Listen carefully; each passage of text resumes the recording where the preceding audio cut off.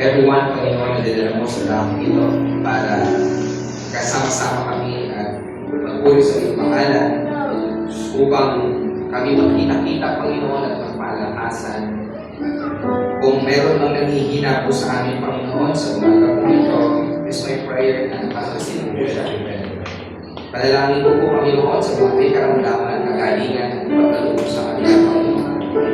Sa mga nakakaranas ng anumang problema, tumalang kayo sa pamilya, tumalang kayo financial, tumalang kayo sa relasyon, paaralan, trabaho, Panginoon, Lord, give them breakthrough. Ikaw ang sagot sa lahat ng aking pangangailangan. At sa umaga kong ito, sa iyong mensahe, dalangin po namin na gamitin ko lamang ako na daluyan ng iyong mensahe. At kayo ang magsalita, Panginoon, sa bawat isang po sa amin. Nawa ang mensahe ito, Panginoon, ay padala po namin sa aming buhay. Sa pangalan ni Jesus. Amen. At amen. Alright, palakpakan po natin ang Panginoon. 2025, December, patawid na tayo ng 2026. Sino rito ang nagagalak, natutuwa na nagtagumpay ka sa 2025? Amen. Sabi ko nga dun sa isang kumpanya po na hinahawakan po namin, ang year-end party ng bawat kumpanya ay dapat hindi lang na year-end party para lang makasabay sa kultura ng mga kumpanya na year-end party. Kaya ka nagpa-party sa dulo ng taon dahil nagpapasalamat ka na naitawid mo yung isang buong taon. Di ba? Isang kumpanya po kaming hawak, halos bankrupt na sila, pero sa kabutihang palad, sa pagtitiwala din po nila sa Diyos dahil ang kumpanyang ito ay nasasabi ko, titiwala sa provision ng Panginoon, nakasurvive 2025, last 3 years, they are looking into bankruptcy, pero hanggang ngayon naman, no? Nag-exist yung kumpanya. Kaya sabi ko nga, ang year-end party nila ay tunay na isang biyaya dahil napakaraming ginawa ng Panginoon sa kumpanya po na yun. Kung i-apply po natin yun sa buhay po natin, pareho. Sabi ko nga, dati ako rin ay gaya ng ibang mga tao na naghahangad ng naghahangad hanggang sa natutunan ko na dapat pala sa halip na maghangad ka, magpasalamat ka sa mga bagay na meron ka. Minsan yan po yung nagnanakaw ng kaligayahan sa atin pagka ang lagi mong binibilang ay yung bagay na wala ka. No? Pero hindi mo nakikita yung bagay na meron ka na. Yung wife ko, sabi niya kanina, hindi na siya tumatanggap ng 13-month pay. Sabi ko sa kanya kasi ko na nagbibigay ng 13-month pay na yan. Di ba? Mas masarap yung ganun. Yung may transition ka, sabi niya, it's better to give than to receive. Amen? Alam niyo po, ang mensahe po natin sa umagang ito ay may kinalaman. Patungkol sa rason kung bakit tayo patuloy na nagtutungo tuwing linggo dito sa bahay panambahan, bakit nagpapatuloy po tayo sa pananampalataya. Mahalaga po na maintindihan natin ang rason sa likod ng ating pong pananampalataya. Alam niyo po, madaling manampalataya sa isang bagay, pero hindi madaling maintindihan yung rason sa likod ng iyong pananampalataya. Kasi kahit po basahin natin ang iba't ibang mga artikulo, maraming klase po ng pananampalataya. May pananampalataya ng ating mga kapatid na Muslim, may pananampalataya ng ating mga kapatid sa Buddhism, at kung ano-ano pang relihiyon. Pero mahalaga na maintindihan natin bakit naman tayo ay nananampalataya bilang mga Kristiyano. Bakit tayo tinawag na mga Kristiyano? Bakit tayo naniniwala kay Kristo? Bakit tayo nandirito tuwing linggo? At higit sa lahat, bakit tayo nagse-celebrate ng Pasko? Yung pong asawa ni Pastor Daluso, no? Si Ria Daluso, Pastor Ria Daluso, napakaganda ng mensahe po niya. Actually, ang tema po natin na nativity ay siya po yung nagsalita noon dito at sabi ko ang ganda po ng kanyang pagkakashare noong kahulugan ng Isaiah chapter 9 verse 6. kahubugan bakit tayo mga Kristiyano ay nagse-celebrate ng Pasko tuwing December. Na kung tututunin po talaga natin ang Biblia, frankly, hindi po Disyembre ang kapanganakan ng ating Panginoong Yesus. Wala po talaga yan. Hindi yan nabanggit kung anong eksaktong petsa. Maaaring magawan po ng pag-aaral, pero wala po talaga eksaktong petsa. Pero malinaw na base doon sa research ni Pastor Ramia, no? Nagse-celebrate tayo ng Pasko tuwing Disyembre dahil sinusubukan natin na maabot yung pananampalataya ng ibang tao, ayon tayo sa kanila para maabot natin sila, maintindihan nila na kasama nila tayo doon sa pag-celebrate ng buwan na ito na kung saan dito natin itinatagpo yung pag-alaala sa kapanganakan po ng ating Panginoon Jesus. So nilinawin natin ang December 25 ay hindi po yan yung petsa talaga ng kapanganakan ng Panginoong Jesus. Yung December 25, yan po ay petsa na tayo mga mananampalataya kay Kristo ay yan na rin tayo nagsa-celebrate ng pag-alaala po natin sa kapanganakan ng Panginoong Jesus. So sa umaga po ito, ang mensahe po natin ay hindi pamagat na the meaning of Christmas. Pero kung yan po ay lalagyan ko pa ng isa pang salita, papamagatan natin yung the true meaning of Christmas. Pero bago po tayo magsimula, nung nakaraang linggo, ibinahagi ko sa atin ng ating mabuting pastor, sa Pastor Woods, yung mensahe patungkol sa the promise fulfilled o yung natupad na pangako. At malinaw doon sa mensahe na ang natupad na pangako ay yung pong kapanganakan ng Panginoong Jesus. At yung kapanganakan ng Panginoong Jesus na yun, din po'y pangako noon pang unang panahon. At bakit nga ba ipinangako ang Panginoong Jesus? No? Sabi ko nga, malinaw na dapat maintindihan po natin bakit ipinangako ang Panginoong Jesus at ano yung mga ebidensya na totoo yung ating pong pananampalataya. Bakit tayo nananampalataya sa Panginoong Jesus? Ano yung makikita natin sa Biblia na nagpapatunay na ang Panginoong Jesus ay siya ang ipinangako?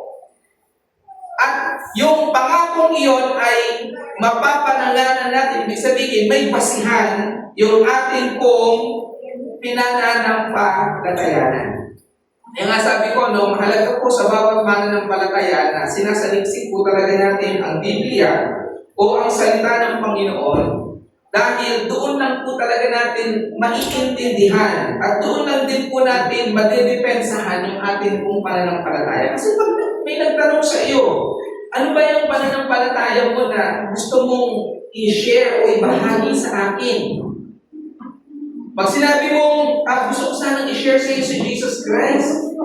Pag may isang taong matanong, not necessarily marunong, at tinanong ka niya, bakit naman ako mananampalataya kay Jesus Christ? Sino ba siya?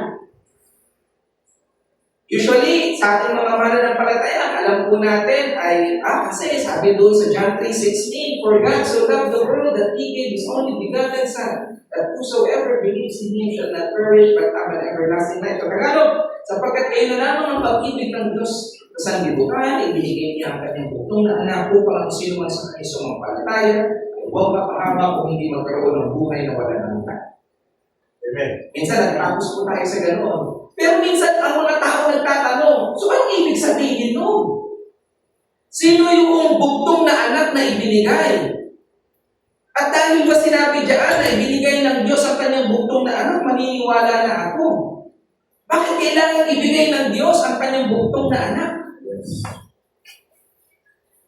Kuha niyo po yung punto. Minsan may mga ganong tao. Minsan, ang tao, hindi makapanampalataya kasi hindi rin niya maintindihan yung kanyang gustong panampalatayanan. Kaya tayong mga naglilingkod sa Panginoon, tayo nakakilala sa Panginoon, at doon sa mga bago pa lang nakakilala sa Panginoon na mas gusto pang maintindihan yung pananampalataya, it is my encouragement na magpakalalim po tayo sa salita ng Panginoon. Pasahin natin ito. Kaya nga, Meron po tayong pagtitipon, pagka-araw ng linggo, may pag-aaral. Ang rason po ng mga bagay na ginagawa po natin, hindi para kunin yung ating oras. Umupo kayo dyan ng almost 2 hours. Ang rason po niyan ay para maintindihan mo lalo yung iyong pinananampalatayanan. Bakit ka nananampalataya? So, ngayon, sa umaga pong ito, ang mensahe natin is the true meaning of Christmas. Ang tunay na kahulugan ng Pasko. Pero bago po tayo pumunta dyan sa true meaning of Christmas, tungkol sa pag-celebrate ng Christmas, alamin natin, intindihin natin, bakit nga ba may Christmas celebration? In other words, bakit nga ba ipinanganak ang Panginoong Jesus? At kailan pa ito hinulaan? Kailan pa ito pinlano? Kailan pa ito binanggit? Alam po ba ninyo na kung ating tutuntunin ang salita ng Diyos, ito pong kapanganakan ng Panginoong Yesus ay matitrace back pa natin, mababalikan pa natin sa aklat po ng Genesis. No? Sa aklat pa ng Genesis. So, in Genesis 12 verses 2 to 3, paki-flash mo na yun. Genesis 12 verses 2 to 3. Ang sabi po ng Panginoon dyan kay Abraham. Kay Abraham po kasi nagsimula, ang lineage ng Panginoong Yesus. Sabi ng Panginoon dyan sa Genesis chapter 12 verse 2 to 3, I will make you into a great nation, and all peoples on the earth will be blessed through you. So ang pangako ay unang ibinigay kay Abraham. Noon pang unang panahon, ilang libong taon na ang nakalipas. No? Kay Abraham, mamaya malalaman natin bakit kay Abraham ibinigay at ano ang relasyon ni Abraham sa Panginoong Yesus. At sa Genesis chapter 18, verse 18, ganito naman ang sinasabi, Abraham will surely become a great and powerful nation, and all nations on earth will be blessed through him. Prophecy na naman, no? Na si Abraham ay magiging isang dakila at makapangyarihang bansa, at ang lahat ng mga bansa sa buong daigdig ay pagpapalain sa pamamagitan niya. And then in Genesis chapter 22 verse 18, ang sinasabi po dyan, and through your offspring, all nations on earth will be blessed because you have obeyed me. Dito po sa 22:18, lumilinaw na. No? May binanggit na about offspring. Pagka sa Tagalog, sabi sa pamamagitan ng iyong anak, sa pamamagitan ng iyong lahi. And take note, no? Yung sa 22:18, ang term na ginamit po dyan ay offspring. Sa ibang salita, ang ginamit po na term dyan ay seed. Parang yung buto. Seed. Singular. No? Hindi po sinabing offsprings or marami. Hindi po sinabing seeds. Ang sabi po doon, offspring. Doon na nagsisimula. Unti-unti na, nagkakaroon na ng connection. Sino yung tinutukoy na offspring, na sa pamamagitan ng offspring na yon, ang lahat ng mga bansa sa buong daigdig ay mapapala. And in verse 26, no? Chapter 26, verse 4, and in chapter 28:14, God reaffirmed this exact promise to Abraham's son, Isaac, and his grandson, Jacob. Inulit-ulit po itong mga bagay na ito. So, in the New Testament, the Apostle Paul provides a specific theological interpretation of the word offspring or seed, arguing it refers to one person, Jesus Christ. Ngayon, tatanong tayo dun sa New Testament. Di po ba dun sa Old Testament, sa Genesis pa lang, binanggit na yung patungkol sa offspring. No? Patungkol doon sa seed, doon sa anak. Na sa pamamagitan ng anak na yun, ang sabi, ang lahat ng mga bansa ay pagpapalain. Tumalo tayo ngayon doon sa New Testament, meron na tayo ngayong mga lingkod ng Diyos, matapos kung mga ng Panginoong Yesus, sila yung nakasama ng Panginoong Yesus at si Apostle Paul naman, bagamat hindi niya nakasama ng personal ng Panginoong Yesus, sinasabi ng Apostle Paul na siya ay tinuruan ng Panginoong Yesus ng lahat ng mga bagay na itinuturo din niya. At siya ay nangaral, no? Na yung offspring na tinutukoy doon sa hula, yung offspring ni Abraham, ang tinutukoy daw doon ay si Kristo. Saan po natin yung matatagpuan? Sa Galatians chapter 3, verse 16. Ano ang mababasa natin sa Galatians chapter 3, verse 16?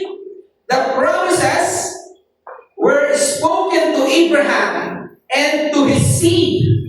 Scripture does not say and to seeds. Ibig sabihin, marami, seeds, plural. And meaning many people, but and to your seed, meaning one person who is Jesus Christ or who is Christ. Ang sabi po niya, no, the promises were spoken to Abraham and to his seed. Scripture does not say and to seeds, meaning many people, but and to your seed, meaning one person who is Christ. Imagine po ninyo, ilang daang taon ang lumipas from the writing of Genesis patungo po sa panahon ni Apostol Pablo, pero si Apostol Pablo mismo, siya yung nagbigay ng interpretation at tinutukoy doon sa book of Genesis na pinangako, pinrophesy na Diyos mismo ang nagsabi na sa pamamagitan ng iyong seed, ng iyong offspring ay pagpapalain ko ang lahat ng mga bansa. At merong interpretation na yung tinutukoy doon ay si Jesus Christ. Now, question. Okay, may prophecy na sa pamamagitan ng seed ni Abraham, ang maraming bansa ay pagpapalain. Ngayon, sinasabi natin na si Apostol Pablo mismo ang nagsasabi na itong seed na ito na ipinangako kay Abraham ay si Christ. Ano ngayon ang patunay na ito si Kristo? Babalikan po natin. Again, ang propesya ay seed of the woman o yung magiging anak ng babae. Saan po natin yung matatagpuan? Sa Genesis chapter 3 verse 15. Genesis chapter 3, 15, ang sabi po dyan, the seed of the woman will crush the serpent's head. In Galatians chapter 4, verse 4, counterpart, God sent His Son born of a woman. Alright? Sa Genesis chapter 3:15, hinulaan na ang dudurog sa ulo ng serpiente. Yung serpiente tinutukoy po kasi doon ay si Satanas, ay anak ng isang babae. In Galatians chapter 4, verse 4, yung katuparan po noong prophecy na yun, ang nakalagay po doon, God sent His Son born of a woman. Okay? Now, at itong offspring na ito, itong seed na ito ni Abraham, ang sabi, ang hula, born of a virgin. Siya'y magiging anak ng isang birhen. Imagine mo ha, isang babae na wala pang asawa, isang babae na walang gumagalaw na lalaki. Kaya nga sabi po doon, ang panganakan ng Panginoong Yesus ay hindi kagaya ng kapanganakan ng isang ordinaryong tao. Kung saan, sa ordinaryong proseso, mayroon dapat babae at may isang lalaki na magsisiping at kung pagpalain ng Diyos ang kanilang pagsasama, sila'y magkakaroon ng anak. Kami po'y biniyayaan ng dalawa, may pangatlo na ako. Nasa sinapupunan ng aking misis. Pero ang Panginoong Isus po, iba ang proseso ng kanyang pong kapanganakan. Ayon sa hula, itong seed na ito, itong offspring na ito, ay ipanganganak ng isang birhen. Okay? Saan natin yan matatagpuan? Isaiah chapter 7, verse 14. Ang sabi po ng Isaiah chapter 7, verse 14 ay ganito, the virgin will conceive and give birth to a son. At ang pangalan po niya ay Emmanuel. Yes. Okay? Hula yun sa Isaiah 7:14 na ang isang birhen ay manganganak ng isang batang lalaki at papangalanan itong Emmanuel. Question, natupad ba ito? Yes, natupad po yan. Pag pumunta ka sa Matthew chapter 1 verses 22 to 23, nagkaroon ng miraculous conception si Virgin Mary. Amen? Sapagkat sa Matthew chapter 1 verse 22 to 23, diyan nakatala na yung tinutukoy na birhen na magluluwal ng bata na papangalanan ng Emmanuel ay natupad sa Matthew chapter 1 verse 22 to 23, at yun nga si Maria. Pag binasa po natin ang 22 to 23, si Maria ay nagdalang tao, bagamat siya isang birhen. At doon, tahasang sinabi, ang magiging pangalan ng kanyang anak ay tatawagin Emmanuel. Na ang ibig sabihin ay kasama natin ang Diyos. Alright? Now, ano ba? Itong seed na ito, o itong offspring na ito, ay mula sa lahi ni Abraham. Lineage of Abraham. Saan natin yan matatagpuan? Genesis chapter 12 verse 3, nations blessed through Abraham's line. So saan natin matatagpuan na si Jesus Christ ay galing sa lahi ni Abraham? Pag binasa po natin yung Matthew chapter 1 verse 1, ang genealogy o yung lahi na pinagmulan ni Kristo, siya po ay anak ni Abraham. Pag binasa niyo po yung chapter 1 verse 1, this is the genealogy of Jesus, the Messiah, the son of David, the son of Abraham. Okay, no? Now, ano ba? Yung kapanganakan niya, yung birthplace nitong seed na ito, nitong promised Christ na ito, nitong promised Messiah na ito. Sabi po sa Micah, okay, through prophet Micah, in chapter 5, verse 2, a ruler will come out of Bethlehem, Ephratah. Kaya nga po, ang tatlong wise men, the three magi, sa mga bata, hindi po yung three kings. Yes. Never pong binanggit sa Biblia na yung dumalaw sa ating Panginoong Jesus kung siya yung pinanganak, tatlong hari. Kaya yung kanta, may tatlong haring nagsidala. Hindi po yun hari. Ang sabi po ng Biblia, three wise men. Sila tatlong matatalinong tao. Bakit sila matatalinong tao? Marunong po sila ng astronomy.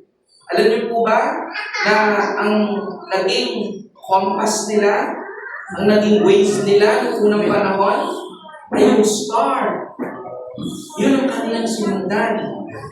At kaya tinawag silang wise men because bagamat sila hindi mga Hudyo, sinasaliksik po nila ang mga hula. At nanampalataya sila bagamat hindi pa nila nakikita si Christ.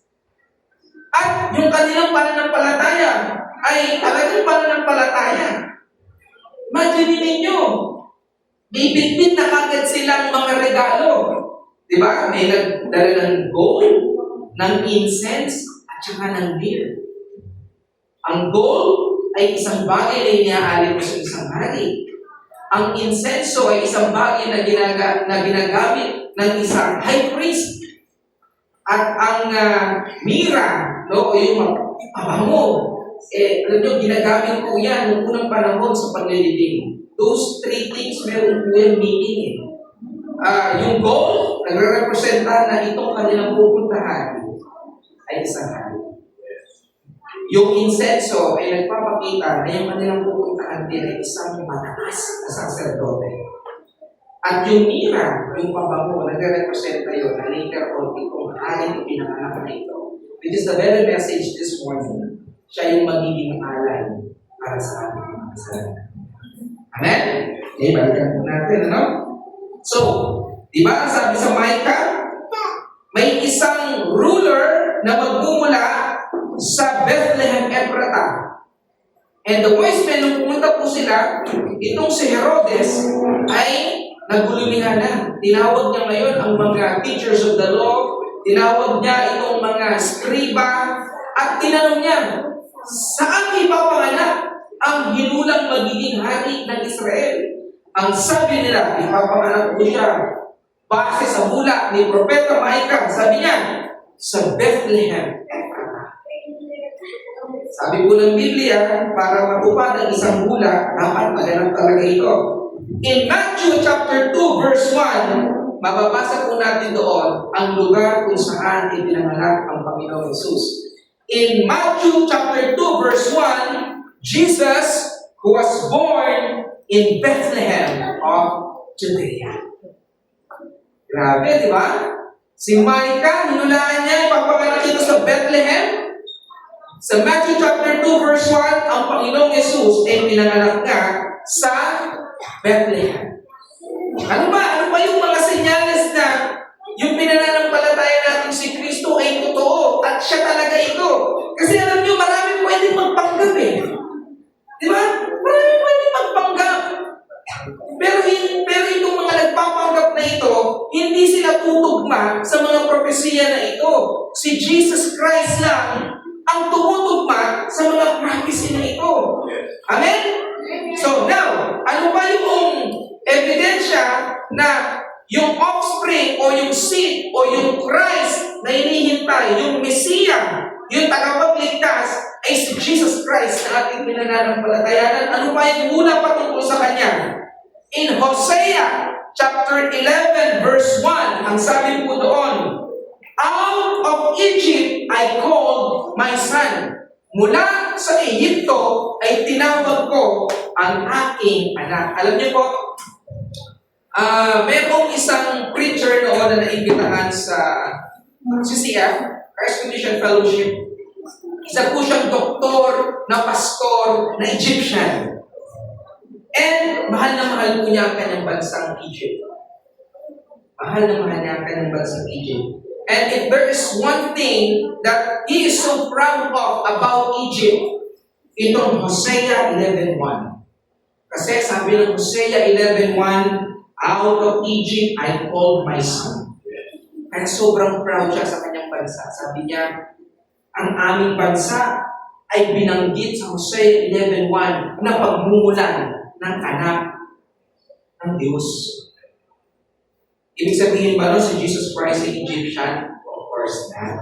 No? Hindi po siya Egyptian. Ang sabi lang doon, out of Egypt I called my son. So ano yung katuparan na mula sa Egypto ay tinawag ng Diyos ang kanyang anak? Remember, after bumisita ng mga wise men at makausap sila ng Diyos sa pamamagitan ng panaginip na huwag na kayong babalik kay Herodes, ha? Mag-iba na kayo ng landas. Kasi sabi ni Herodes pag nakita ninyo, balik kayo sa akin.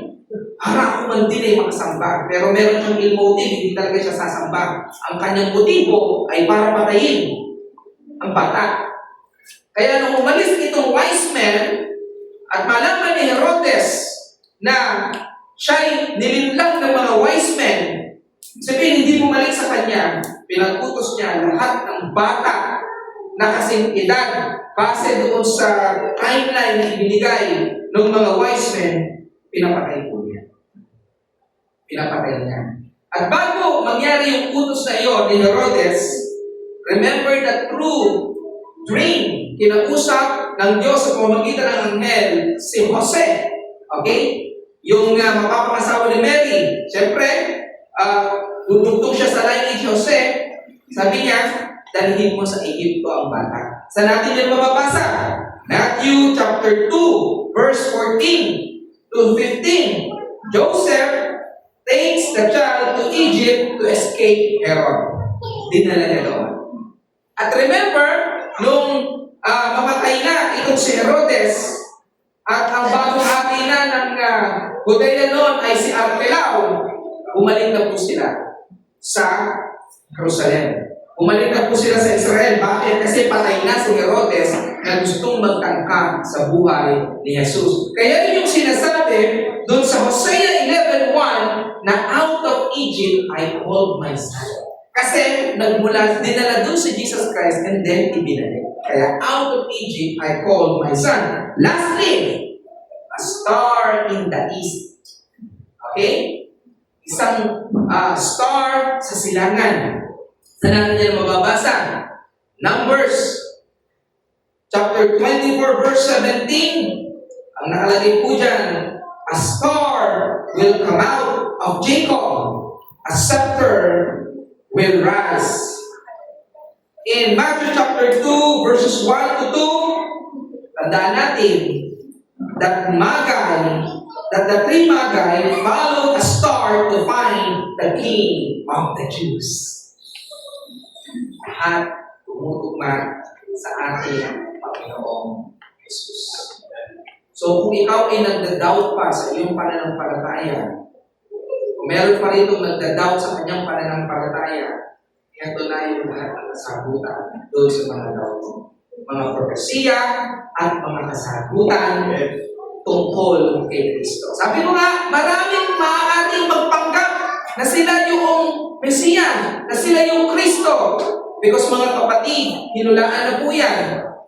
Na darating ng panahon, maraming magpapanggap na sila ang Kristo.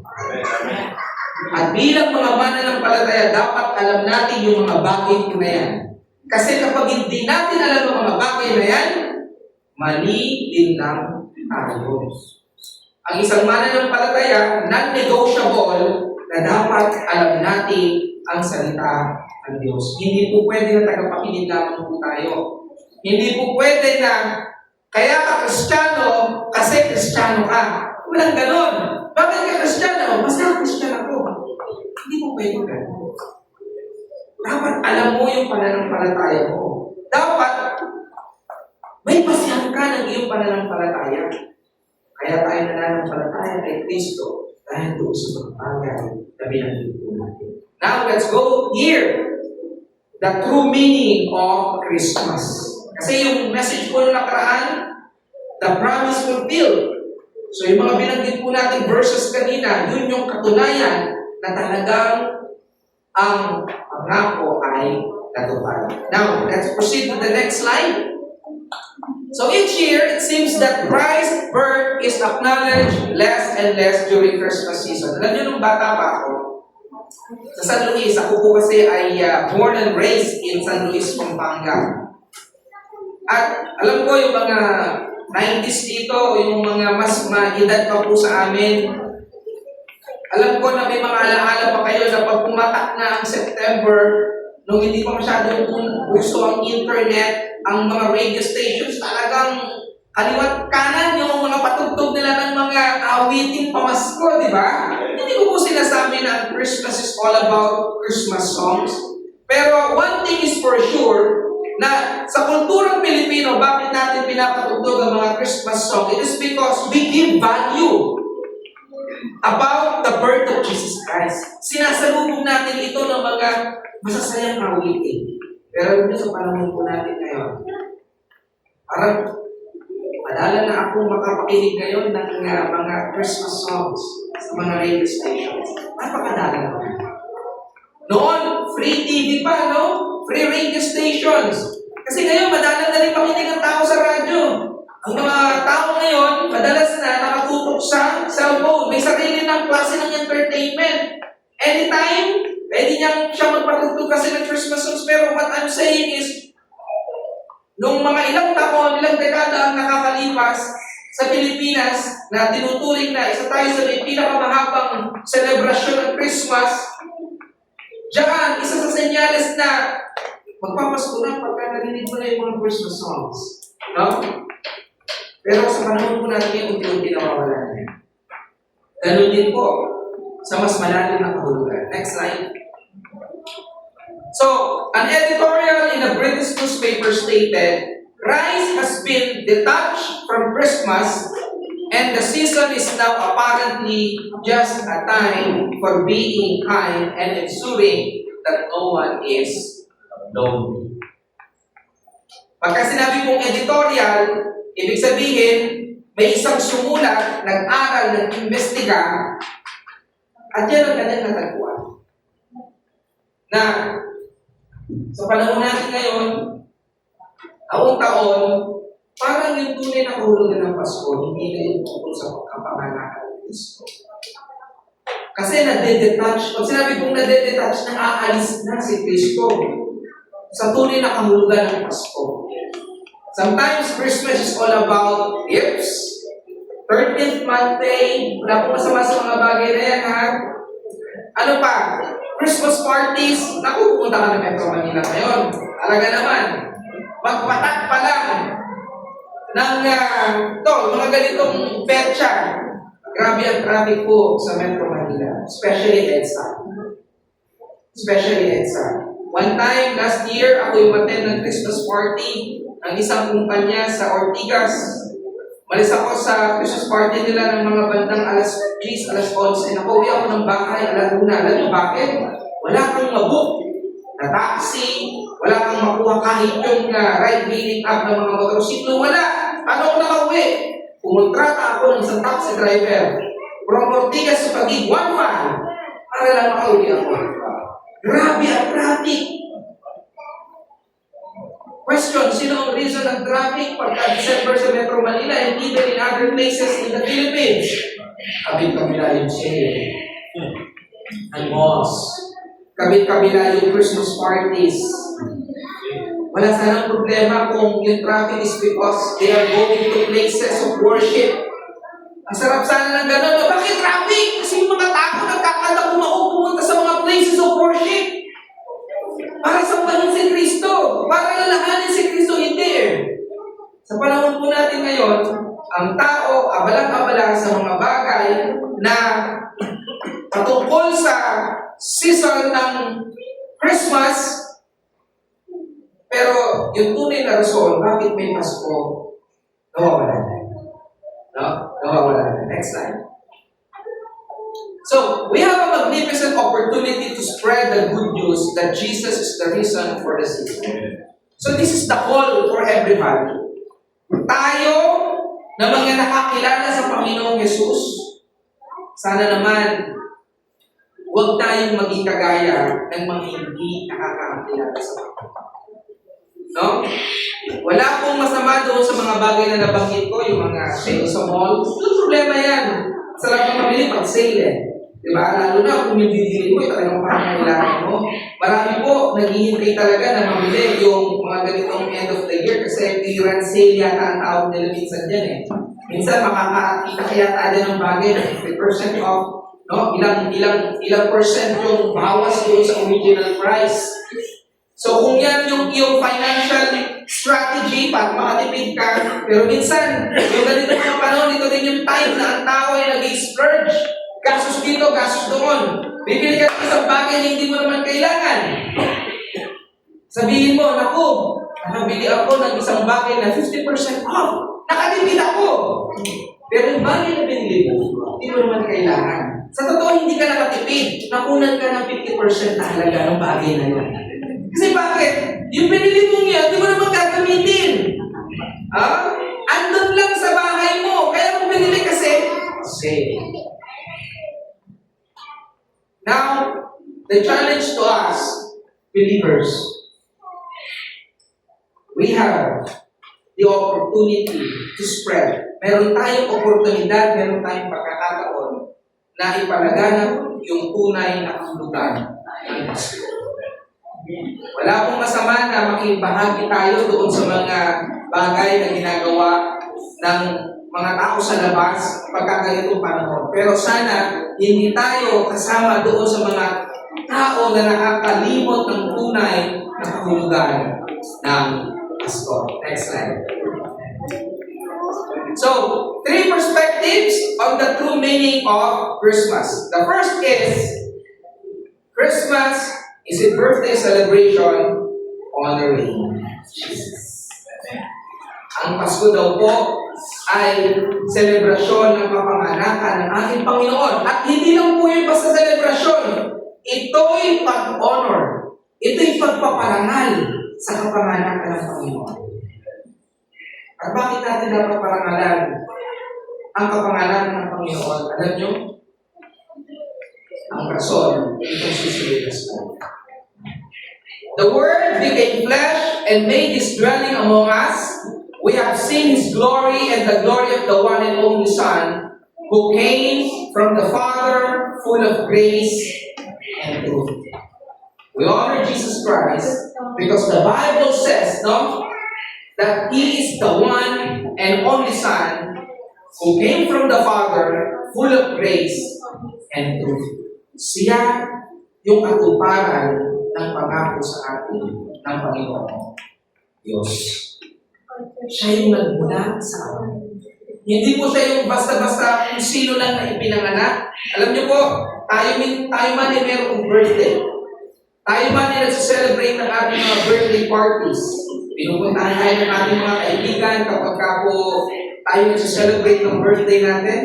No? Sa mga nasa mundo, no? May kwento pa sila, no? Sana raw ay mabusog. Malasing. Pero alam niyo, minsan ganyan din sa mundo. Pagka Christmas, there's no honor about Christ. Minsan gulo. Kasi bakit? Christmas Eve. Bisperas pa lang, minsan nga Lunes pa lang. Kung ang Pasko ay Linggo, Lunes pa lang, nagsa-celebrate na. Talagang walwala na, no? Talagang lasing dito, lasing doon. Talagang busog naman. Kaya nga pagka Christmas season, marami daw yung, marami tumataas ang presyon. Kasi bakit lechon dito, lechon doon? Grabe. At ang masama nga, ay yung sobrang-sobrang pagdalasing ng Remember, na ang rason ba tayo nagsa-celebrate ng kapanganakan ng Panginoon is to honor Christ. Hindi para sa others. Next slide. Jesus came from our sake. He was born to die on a cross for our sins, and He was resurrected to give us forgiveness and eternal life. That is the meaning.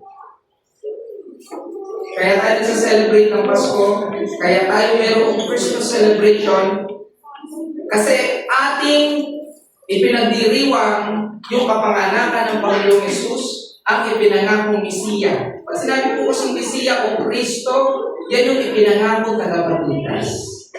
Remember na sabi po, sapagkat ang lahat ay nagkasala.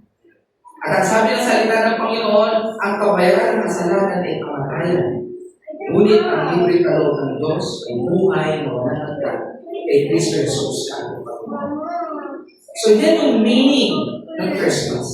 No? Na ang Panginoong Yesus na hinulaan noong una pang panahon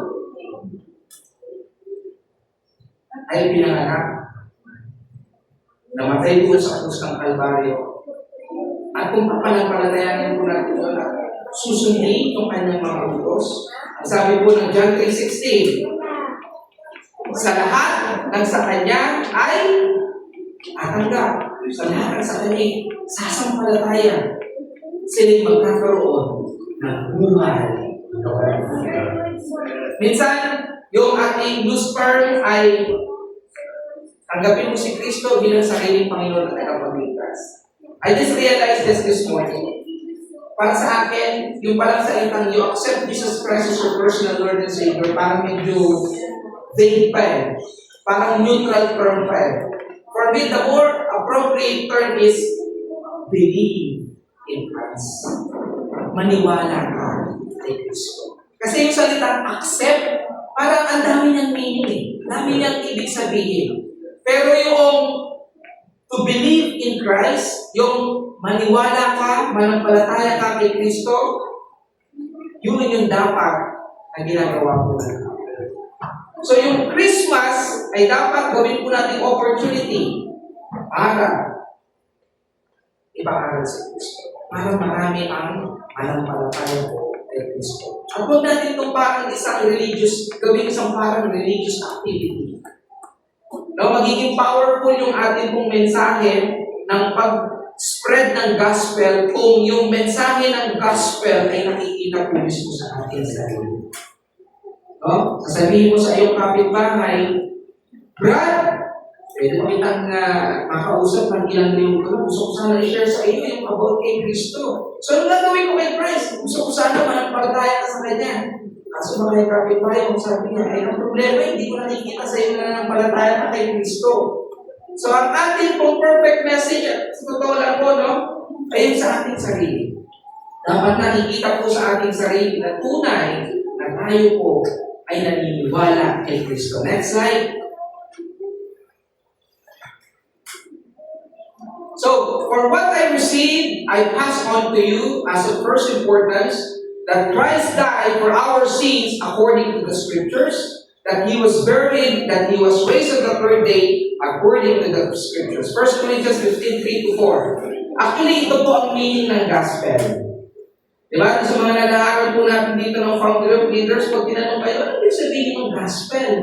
Ano yung mabuting balita? Di ba lagi natin yung narinig?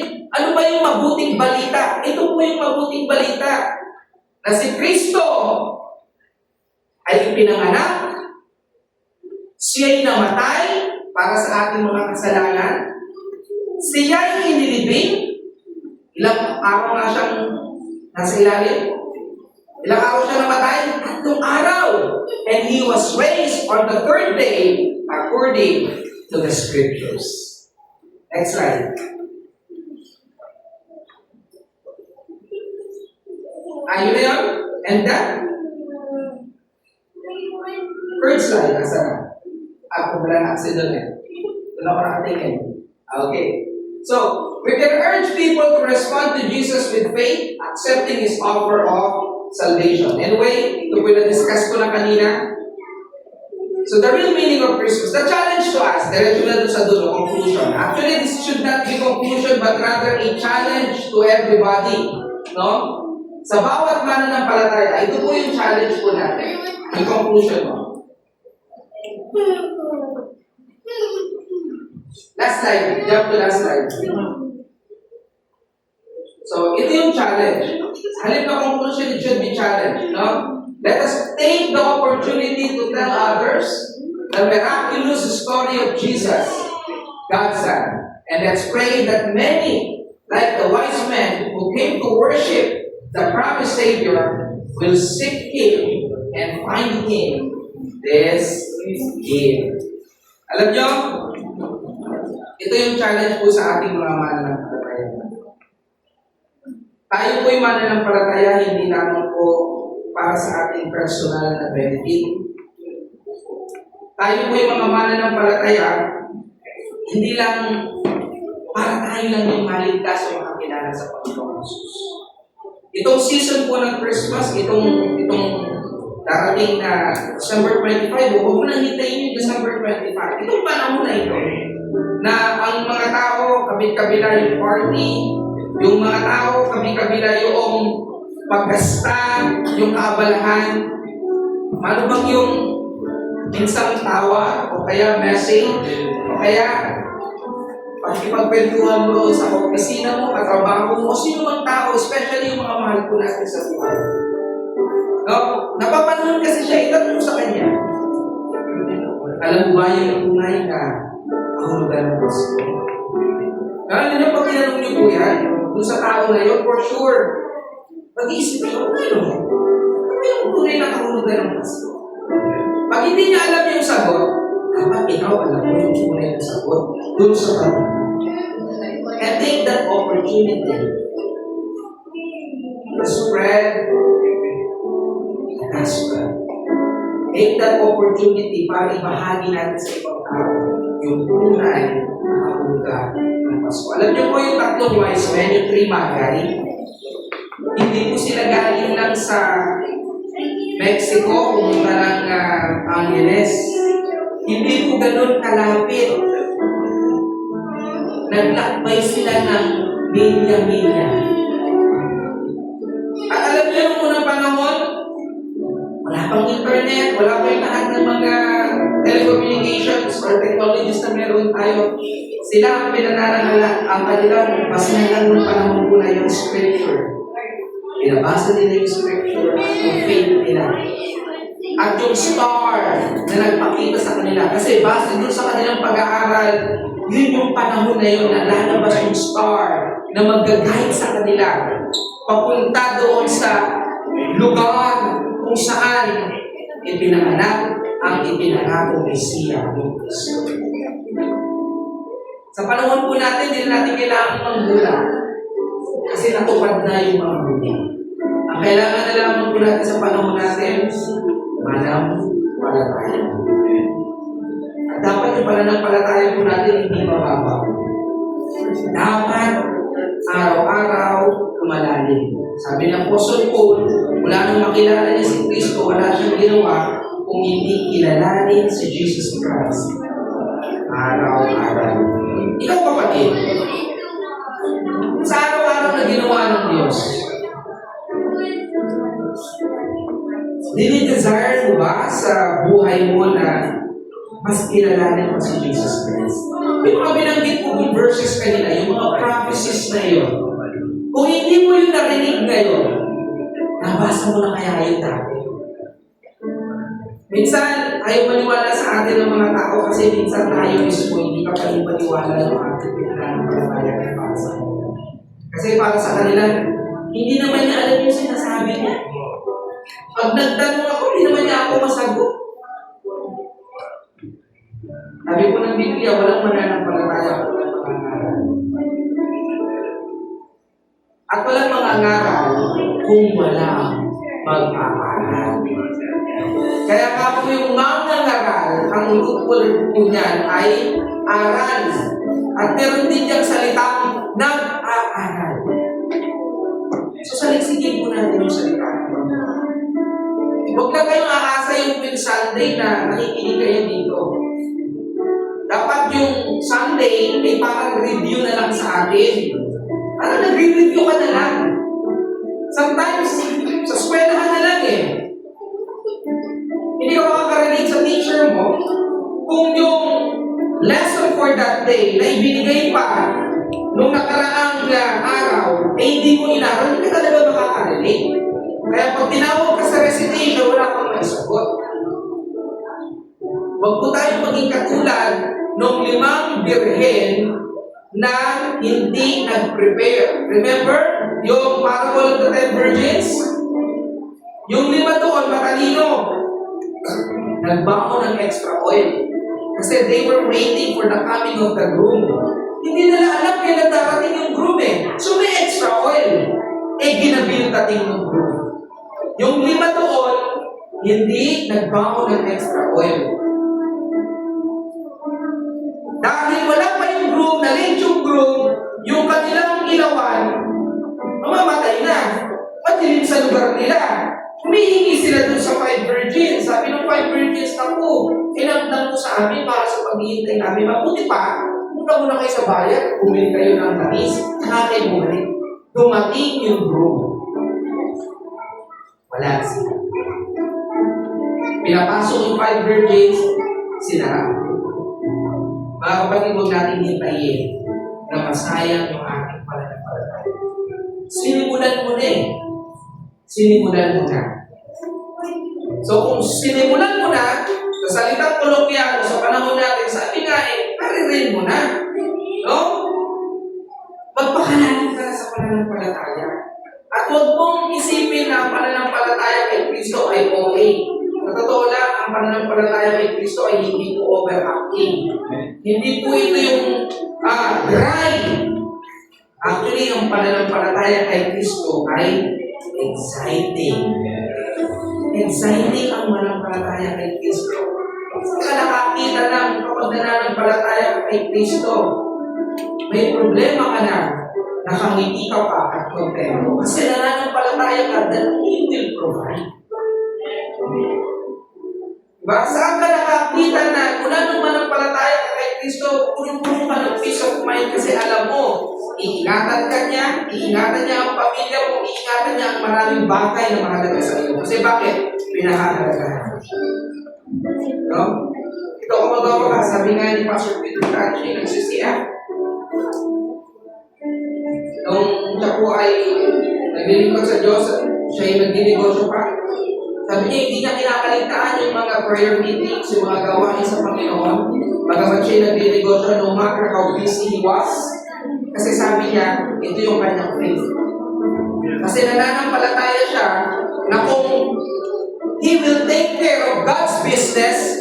God will take care of His business. Yun ang kanyang faith. That's the faith of Pastor Peter. So mga kapatid, sa umaga pong ito, no?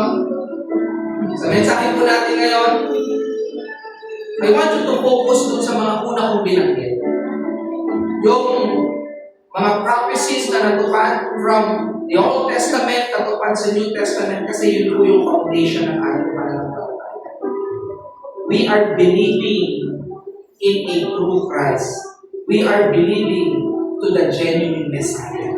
Maraming mag-claim na sila ang Kristo, maraming mag-claim na sila ang Messiah, pero only Jesus, the Christ, is the true Christ and Messiah.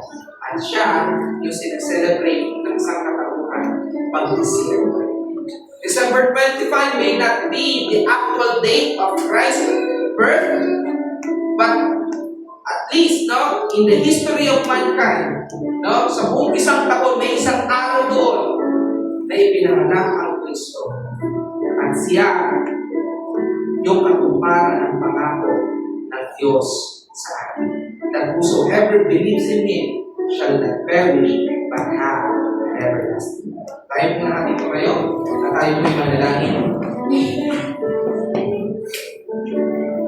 Panginoon, maraming salamat po sa umaga pong ito.